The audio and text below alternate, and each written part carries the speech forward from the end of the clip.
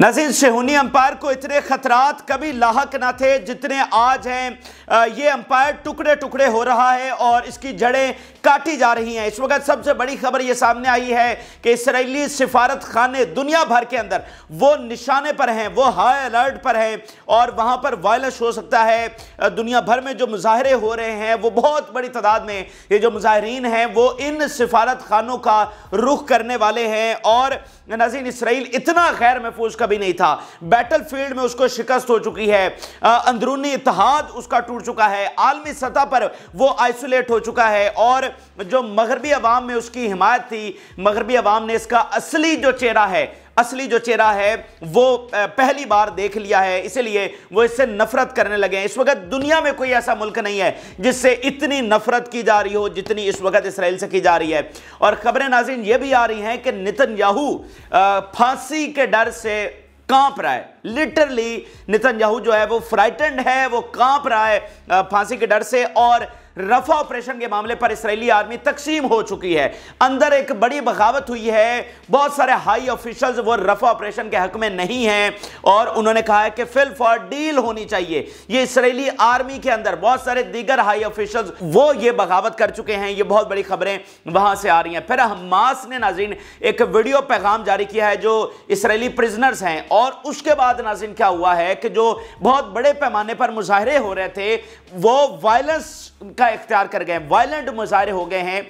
और प्रिजनर के फैमिलीज की जानिब से जो बहुत बड़े मुजाहरीन हैं उनकी जानिब से एक फाइनल अल्टीमेटम जो है वो इस वक्त हुकूमत को दे दिया गया है। और अमेरिकी जर्नैल अब ये बोलना शुरू हो गए हैं कि इसराइल ये जंग हार चुका है, इसलिए उसे फेल फॉर ये जंग बंदी करनी चाहिए। अभी भी इसराइल के हाथ से जो है मामलात पूरी तरह से निकल गए। अब क्या बनता है इसराइल का कुछ नहीं पता, लेकिन अगर इससे आगे बढ़ता है एक कदम भी, यानी अगर वो रफा में चला जाता है तो वो कह रहे हैं कि इसराइल टोटल इसका खात्मा हो जाएगा। ये अमेरिकी जर्नैल इस वक्त कह रहे हैं। वो कह रहे हैं इस वक्त भी पता नहीं इसराइल का क्या बनेगा, लेकिन अगर कुछ बच सकता है तो अभी बच सकता है। इसलिए फेल फॉर इसराइल को जंग रोकनी चाहिए क्योंकि वो जंग हार चुका है।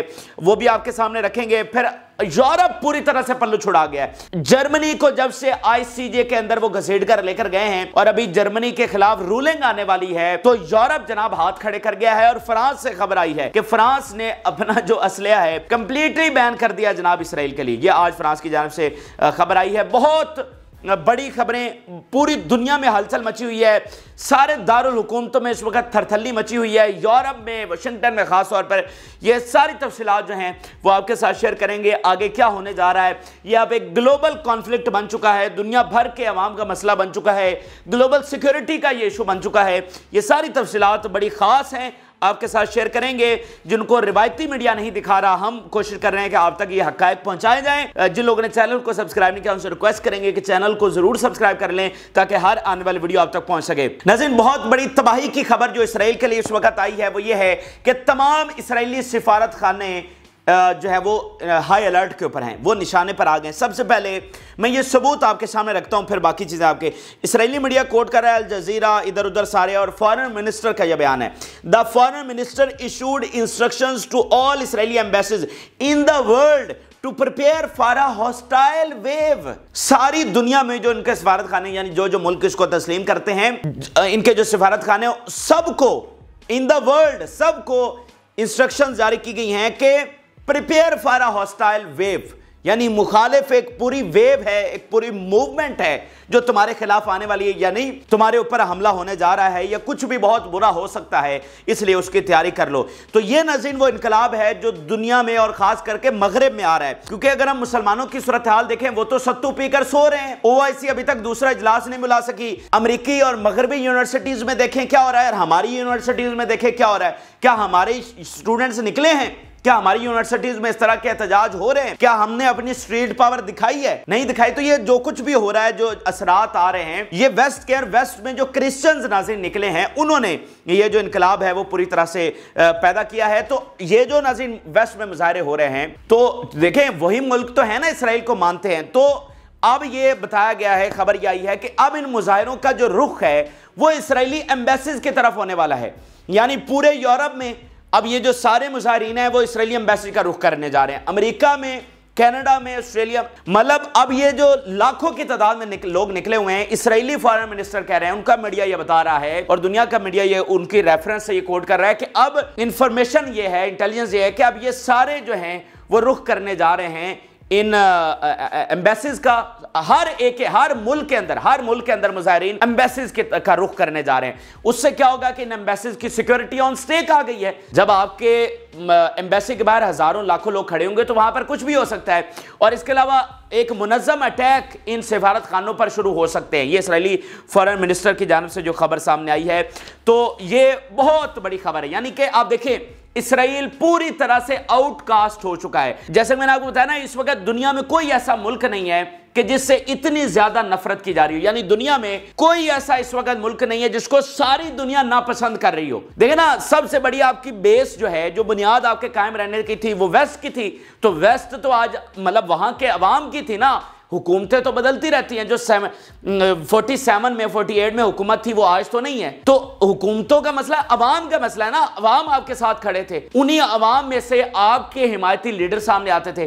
तो आज वो जो आपकी बेस थी वो कट चुकी है, वो मुकम्मल तौर पर खत्म हो चुकी है। तो इसराइल ना आगे कर रहा है ना पीछे कर रहा है। उसकी जो सारी बुनियादें हैं वो इस वक्त एक एक करके ढह रही हैं। और आप याद रखिएगा नाज़रीन, ये जो सिहूनी एम्पायर, ये इबलीसी इमारत है, ये एकदम से ज़मीबोस होगी और लोग कहेंगे, दुनिया कहेंगे कि अच्छा ये क्या हुआ, ये तो एक पूरा मुल्क था, ये तो एक पूरा एम्पायर था, तो ये कैसे ज़मीबोस हो गया। तो उसके लिए आपको पता होना चाहिए कि जिन बुनियादों के ऊपर इसराइल खड़ा था, वो बुनियादें दरअसल एक एक खत्म की जा रही हैं, वो एक एक जड़ काटी जा रही है। यानी अगर वो आलमी गलबा है तो वो आलमी गलबे में वो आइसोलेट हो चुका है। अगर इकोनॉमिक गलबा है तो वो उसका बाइकआउट किया जा रहा है। अगर वेस्ट में उसकी हिमायत के ऊपर वो खड़ा है, अवामी हिमायत के ऊपर, तो वो खत्म की जा रही है। अगर बैटलफील्ड में वो अपने हथियारों की सुपीरियरिटी के ऊपर खड़ा है, तो हिजबुल्लाह, हमास और एक्सेस ऑफ रेजिस्टेंस ने और ईरानी मिसाइलों ने उसका क्या हासिल कर दिया है। तो एक एक बुनियाद है। इसके अलावा आप उसकी दूसरी स्टेटमेंट देखिए, Israeli media, the foreign minister issued instructions to strengthen security around Jewish institutions in the world.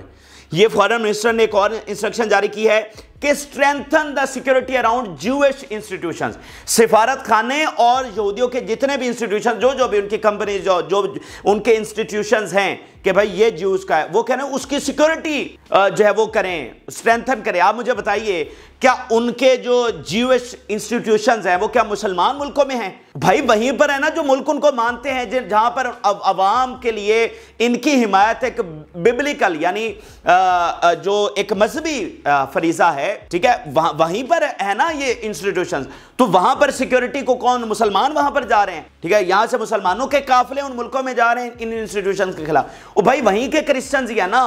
तो ये इतनी बड़ी तब्दीली, अब ये वो हकायक हैं जो रिवायती मीडिया आप तक नहीं पहुंचा रहा। आपको पता ही नहीं है कि ये अच्छा ये चीजें भी हो रही हैं, और आपको ये भी नहीं पता कि अच्छा ये वो बुनियादें हैं जिसके ऊपर इसराइल खड़ा हुआ है, और वो बुनियादें किस तरह से काटी जा रही हैं। ये मतलब क्रिश्चियंस इतना बड़ा इनकलाब ले आए हैं, और वो एम्बेसीज क्या, उनके इंस्टीट्यूशंस, वो कह रहे हैं वो तो अलर्ट पर है, वो खतरे में आ गए उन पर। तो ये नाज़रीन उसके एम्बेसीज और बाकी चीजें दुनिया में क्या हो रहा है और वो किस तरह से खौफजदा है, मैंने आपके सामने रखे। अब जरा इसराइल के अंदर चलते हैं। इसराइल के अंदर क्या हो रहा है, वो क्या कैलकुलेट कर रहे हैं, उनके मुताबिक ये जंग का आउटकम क्या आने जा रहा है। क्या इसराइल इसमें ग्रेटर इसराइल बनकर उभर रहा है, या इसका अंजाम क्या होने जा रहा है। ये बहुत ही कीमती तरीन चीजें हैं, बहुत ही कीमती तरीन, यानी इससे अच्छी मेरे पास कोई चीज नहीं है कि इस जंग को समझने के लिए, इन सिहूनियों के अंजाम को समझने के लिए, नेतन्याहू के अंजाम को समझने के लिए, आज़ादी फ़लस्तीन को समझने के लिए, अगर इससे कोई अच्छा सबूत मेरे पास हो, तो ये उन्हीं की ज़ुबानी में बड़ी ज़बरदस्त चीज़ें आपके लिए लेकर आया हूं कि वो क्या कैलकुलेट कर रहे हैं कि इसका नतीजा क्या होने वाला है। सबसे पहले आप देखिए, इसराइली मीडिया कोट कर रहा है, Netanyahu doesn't now want to contain the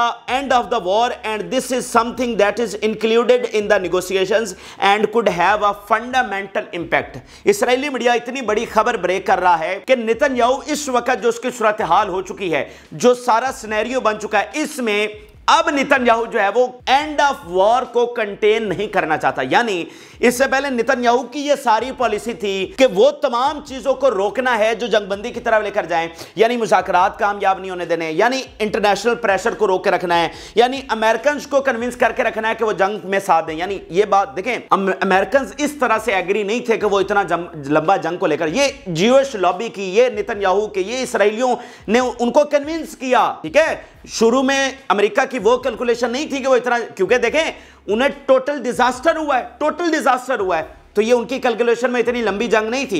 वो ज्यूइश लॉबी ने जैसे उनको प्रेशराइज किया, कन्विंस किया, उनके अंदर भी तो वही इन्हीं के लोग बैठे हुए हैं ना, तो ये जंग लंबी चली गई। तो पहले सब चीजों को रोकता रहा नेतन्याहू, जो जंगबंदी की तरफ लेकर जाती हूं। लेकिन आज इस्राएली मीडिया कह रहा है कि नेतन्याहू इस पोजीशन में आ चुका है, वो इस तरह से हार चुका है कि जनाब वो अब एंड ऑफ वॉर को कंटेन नहीं करने चाह। इतनी बड़ी खबर इस्राएली मीडिया ब्रेक कर रहा है, मैं अपनी बात नहीं कर रहा, इस्राएली मीडिया कह रहा है कि देखे ना, जो सारा सिनेरियो है बैटलफील्ड में आपने कुछ अचीव नहीं किया, एक कैदी आप ला नहीं सके, हिजबुल्लाह आपको गर्दन से दबो चुकी है, यमन आपको किस तरह से उसने आपको उड़ा के रख दिया है, बाकी तंजीमें आपके साथ आगे क्या कर, हमास का आप क्या कर, एक लीडर उनका नहीं पकड़ सके। आलमी सतह पर आपकी हालत ये हुई पड़ी है कि आपके सिफारत खाने महफूज नहीं है, जो सबसे एक मतलब वो चीज होती है जिसको तो कोई खतरा ही नहीं होता, यानी उसको तो जंग में भी कोई खतरा नहीं होता। सिफारत खानों को जो इस्तिस्ना हासिल है, वो जंग में भी, आलमी जंग भी छिड़ जाए ना तो भी सिफारत खानों को इस्तिस्ना हासिल है, वो आपके सिक्योर नहीं है, तो पीछे रह क्या जाता है। तो इस वजह सारी चीज देखें, इससे इसका यह मतलब नहीं कि अभी को जंग रुकने जा रही है या अभी को मामला जो मुकम्मल सीज़फायर होने जा रहा है। मैं आपको बात ये कर रहा हूं कि सिनेरियो ये बन चुका है, इससे आगे वो जंग को फैलाते भी हैं, फिर भी हठधर्मी जारी रखते हैं। तो ये तमाम चीजें इनका सामने आना ये सबूत है कि अगर वो जंग को बढ़ाएंगे, मजीद लंबा खींचेंगे, तो भी यही कुछ होगा उनके साथ जो हो रहा है। और जितना लंबा लेकर जाएंगे, अगर आज उनका कुछ बच सकता है तो वो आगे चलकर मजीद वो भी नहीं बचना, जो कि मैं समझता हूं कि अभी जितना कुछ उन्होंने कर लिया है, अभी भी कुछ नहीं बचने वाला, ठीक है। लेकिन ये सारे सबूत हमें बताते हैं कि का खेल खत्म हो चुका है। ये बात है, जंग लंबा चलती है, रुक जाती है, इससे कतई नजर। और वो बता रहे हैं कि नेतन्याहू की इस वक्त बस हो चुकी है, और वो कह रहा है कि अब ये जंग खत्म होने में रुकावट वो पैदा नहीं कर रहा। फिर वो कह रहा है, the security and military establishment से that they are obligated to push Netanyahu towards a deal now and the problem is his cabinet. अब वो कह रहा है कि security establishment, security and military establishment के अंदर जो हाई ऑफिशियल्स हैं, यानी इंक्लूडिंग देयर आर्मी चीफ, वो ये कह रहे हैं, they are pushing for deal, they are pushing for negotiations. वो जंगबंदी की तरफ पुश कर रहे हैं नेतन्याहू को, और अगर उसको रुकावट आ रही है तो वो कैबिनेट की है। यहां पर समुद्रिक और बैन गवर, इन जैसे वैसी और सफाक, ठीक है, जालिम तरीन ये जनाब यहां पर बैठे हुए हैं और ये रुकावट पैदा कर रहे हैं, ठीक है। ये बेसिकली इसको मुज़ाकरात की तरफ जाने में रुकावट है। लेकिन देखें, मुझे एक बात बताएं, लड़ना किसने है? आर्मी ने लड़ना है ना। आर्मी कह रही है कि मुज़ाकरात करो, वो क्यों कह रही है? वो उनको फलस्तीनियों से हमदर्दी है, उनको ये लग रहा है कि हमने बच्चे ज्यादा मार दिए हैं, इसलिए जनाब उनको हमदर्दी हो गई है। ऐसा नहीं है भाई, उनको अपनी तबाही नजर आ रही है। जो इन इंतहा पसंदों की आंखों पर जो इनको नजर नहीं आना ना कि इसराइल किस तरफ जा रहा है, अपने तकब्बुर और अना के अंदर चूर। देखे, फिरौन भी तो इसी तकब्बुर में समंदर में कूद गया था ना, मतलब वो पीछे हजरत मूसा अलैहिस्सलाम के पीछे चला गया था तकब्बुर में। उसको नहीं नजर आ रहा था कि ये एक अल्लाह का पैगंबर है और ये समंदर में वो जा रहा है, तो वो चला गया ना, ठीक है। तो फिर उसके साथ क्या हुआ? तो तकब्बुर में ही ऐसे मुल्क और रियासतें और नेशंस हारती हैं और टूटती हैं, ठीक है। तो ये बात है कि उनकी आर्मी को नजर आ रहा है शिकस्त, और इनके फिलहाल वो इंतहा पसंदी वाला मामला चल रहा है। आगे जरा देखिए, there is no doubt that Israel and the Israeli army are at a crossroad that can not be ignored either a prisoner deal or a major military operation in Rafah. ये सारी बात है कि इस वक्त cross road के ऊपर खड़े हुए हैं, फैसला कुन मकाम के ऊपर है, यानी यहां दरमियान में वो खड़े हैं। एक तरफ डील है, दूसरी तरफ क्या है? रफ ऑपरेशन है। ये तो सीधी सी बात है कि देखें, अगर आप डील नहीं कर रहे, जो मैं पीछे आपको, अगर आप 10 दिन पहले चले जाएं, तो जो मैं आपको कह रहा था कि इसराइली स्टेटस को के अंदर नहीं रह सकता। देखें, या उसको आर्मी को लड़ाए रखना है, कुछ ना कुछ करते रहना है। अगर वो नहीं करेगा तो जंगबंदी करना पड़ेगी। और उसके बाद आपने देखा कि उन्होंने रफा ऑपरेशन की तैयारी शुरू कर दी, गजा में फौजें भेज दी, वहां पर लड़ाई शुरू कर दी, लेबनान में हमले तेज कर दिए। तो अब बिल्कुल वो डिसाइडिंग पॉइंट आ गया कि इससे लार्ज स्केल के ऊपर या करना है या जंगबंदी के। 7 महीने हो गए ना, इतने दिन हो गए, तो हद हो गई बस। अगर इस प्रेशर को अगर अभी कंटेन करके रखना है, अगर जंग जारी रखनी है, तो यहां से फिर बड़े स्केल के ऊपर जंग आप जारी रख सकते हैं, इस लोअर स्केल के ऊपर आप जंग जारी नहीं रख सकते, ठीक है। तो अगर या तो फिर जंगबंदी करनी है अभी, या फिर यह है कि फिर रफा ऑपरेशन दूसरी तरफ खड़ा है। अगर अगले 48-72 घंटों में जंगबंदी नहीं होती, कोई मुआहिदा सॉलिड फॉर्म में नहीं होता, तो फिर यह है कि दूसरी तरफ रफा ऑपरेशन है, और उसके बाद क्या होगा वो फिर दुनिया देखेगी। अच्छा, इसके अलावा आप देखिए उनका हाजिर सर्विस मेजर क्या कह रहा है, entering Rafah is a strategic foolishness. या जंगबंदी है या रफा ऑपरेशन है। अच्छा, जंगबंदी फलस्तीन की फतह, रफा ऑपरेशन क्या होगा? होगा? उनका मेजर कह रहा है स्ट्रेटेजिक फुलिशनेस। तो मुझे बताइए फतह कहां है इसराइल के लिए? ठीक है, ग्रेटर इसराइल कहां है? तो सोच लेना, प्लान बना लेना, ठीक है, वो उससे आपके प्लान कामयाब नहीं हो जाते अगर आप प्लान बना लेते हैं। इवन अगर आप सुपर पावर भी हैं, तो सुपर पावर को बहुत अरसा हो गया, बहुत दहाइयां उसने बहुत कुछ कर लिया इस दुनिया में, अब उसका इख्तिताम आ चुका है और इसराइल ने 75 साल से कब्जा कायम है। क्या जुल्म नहीं ढाया? तो हर कब्जे का इख्तिताम होता है, हर सिस्टम में तगय्युरात आते हैं, दुनिया बदलती है, बढ़ती है। यही जगह थी, इसराइलियों को यहां से निकाला गया, फिर वो ताकत के बल पर वापस आए और अब वक्त आ चुका है कि जो उन्होंने जुल्म किया है उसका उनसे हिसाब लिया जाए। अगर वो यहां पर रहते पुरअमन तरीके से चले फिर भी किसी हद तक चीजें काबिल बर्दाश्त थी, लेकिन जो उन्होंने कर दिया है इसका कोई अब जस्टिफिकेशन नहीं है। अब जरा अमेरिकी कमांडर देखिए वो क्या बात कर रहे हैं। डॉगलस मैकग्रेगर, ये उनका अमेरिकी जनरल है बहुत बड़ा, वो क्या कह रहा है? It is now very clear Gaza has been a catastrophe for the Israeli defence forces. Gaza तबाही साबित हुआ है इजरायली डिफेंस फोर्सेस के लिए, यानी उनकी आर्मी के लिए। क्लियरली इट्स अ फेलियर, अमेरिकी जर्नल कह रहे हैं। The mission to eradicate, root out and destroy Hamas has failed. Hamas को इरेडिकेट करना, उनको खत्म करना, ये पूरी तरह से मिशन जो है वो फेल हो चुका है। तो ये इतने बड़े सबूत हैं इसराइली शिकस्त के जो हम आपके सामने रखने जा रहे हैं। तो या सरेंडर है और आगे बढ़ते हैं, तो फिर उनके खुद कमांडर बता रहे हैं कि फिर इसराइल के साथ क्या होने जा रही है। तो दोनों तरफ से इसराइल की शिकस्त है और फलस्तीन की जो फतह है, जो आज से 7 महीने पहले कहीं खाते में नहीं थी, आज वो बिल्कुल क्रिस्टल क्लियर आपको नजर आ रही है, चाहे वो मुज़ाकरात के जरिए हो, चाहे वो जंग के जरिए हो। अच्छा, तो ये मैंने उनके तजिए, उनके स्टेटमेंट्स और उनके अंदरूनी क्या मामला चल रहे हैं, उनकी वो क्या कैलकुलेट कर रहे हैं जंग को, वो मैंने आपके सामने रखा। अच्छा, यहीं पर एक और चीज हुई है कि हमास की जानिब से वीडियो मैसेज जारी किया गया है जिसमें उन्होंने जो प्रिजनर्स हैं, जो इसराइली प्रिजनर्स हैं, उनकी वीडियो जारी की। और उस वीडियो जारी करने के बाद जो मुजाहरे हैं वो बहुत ज्यादा बड़े हैं, बहुत वायलेंट हो गए हैं और प्रेशर इस हद तक बढ़ा है कि आखिरी अल्टीमेटम प्रिजनर फैमिलीज की जानिब से जारी किया गया है। Israeli media statement from the families of the prisoners after the Hamas film entering Rafah will lead to more prisoners और their death in captivity. Israel must choose to return the prisoner or Rafah. के उन्होंने पैगाम जारी किया है कि अगर रफा में इसराइली फौज दाखिल हुई तो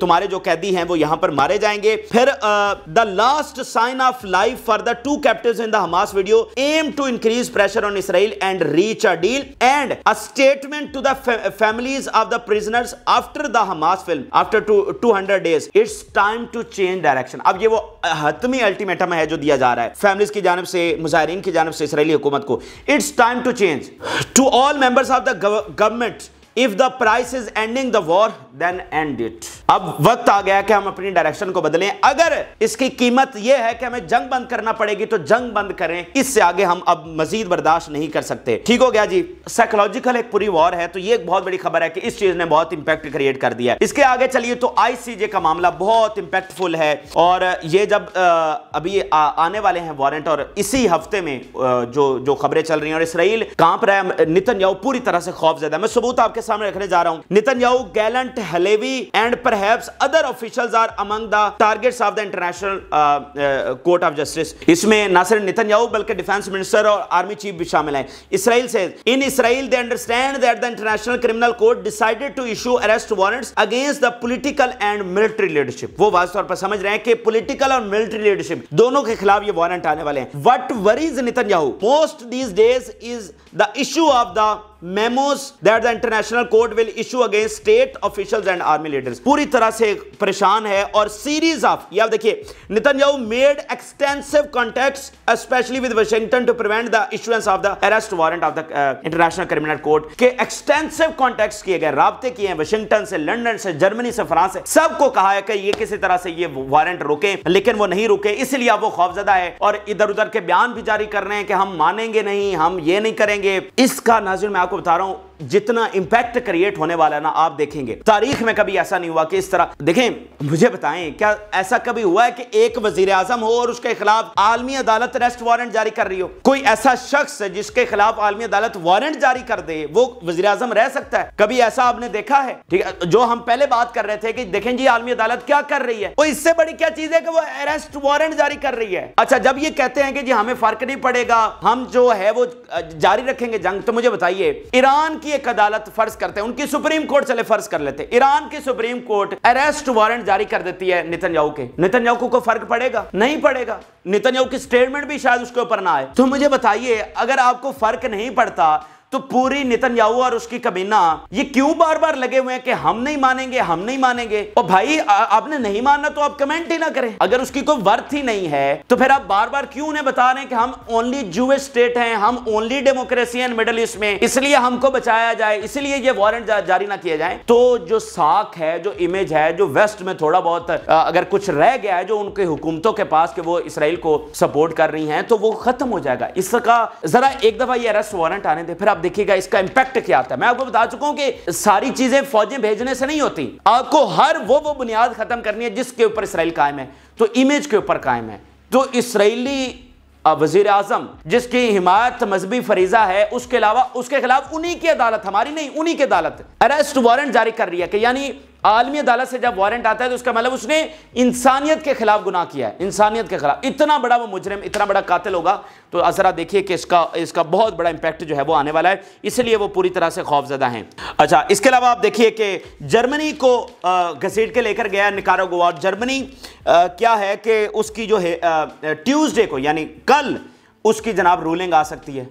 कल जर्मनी के खिलाफ रूलिंग आ रही। निकारागुआ जनूबी अमेरिका का मुल्क, मुसलमान अरब मुल्क नहीं, जनूबी अमेरिका का मुल्क, वो घसीट कर लेके गया, उसके ऊपर रूलिंग आ रही है। और जब से ये मामला हुआ है तो यूरोप पीछे हट गया। भाई अंदर का प्रेशर वो बर्दाश्त करे, वो इमेज बर्दाश्त करे, वो दुनिया में जो आइसोलेशन है उसको बर्दाश्त करे, इस लाहासिल जंग को किस तरह से वो सपोर्ट करे, तो यूरोप पीछे हट गया। फ्रांस की खबर आई है, फ्रांस की खबर आई है, फ्रांस कह रहा है हमने असला बंद कर दिया, मुकम्मल बैन कर दिया है इसराइल के लिए असले के लिए।